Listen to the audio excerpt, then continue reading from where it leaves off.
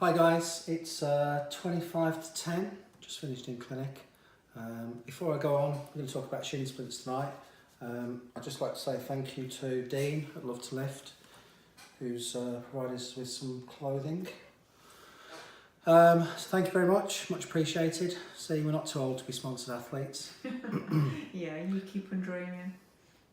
So, shin splints, we've had a few questions on the gram about shin splints. Seems to be a common problem, not just amongst the powerlifters, but certainly people that are on prep when they're doing loads of cardio. So today's video and the next couple of videos are going to be based around techniques to address the tightness in your shins and the possible reasons why you've got those issues in the first place. So shin splints seem to be they're much more common in runners, obviously, from the constant impacts. But yeah, we're getting an increasing number of athletes now who are suffering from shin splints.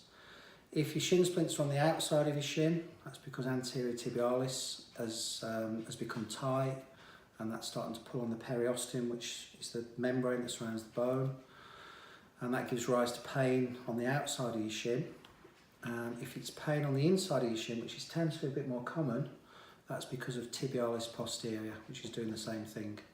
So both of those muscles attach onto the tibia via a membrane, this periosteum. Periosteum becomes inflamed, and then your shin gets sore.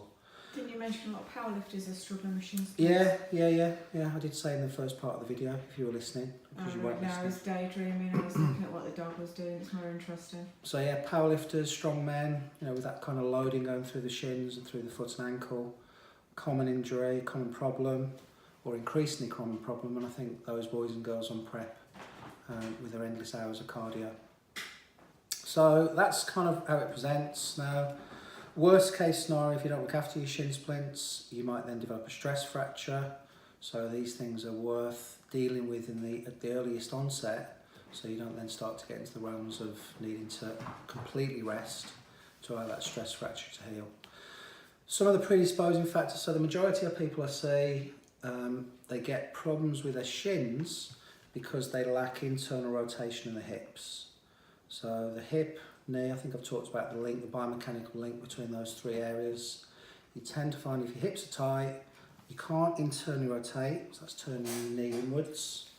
That then means that your foot and ankle has to blow off the torque that's created from that lack of mobility in the hip, and then that manifests itself as increased tightness in the muscles on the front of the shin, and eventually that leads to this pain in the periosteum.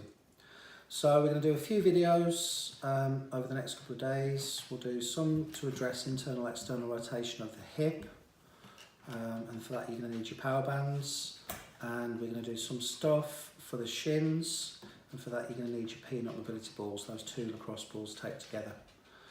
So until the next time guys, very short and sweet tonight.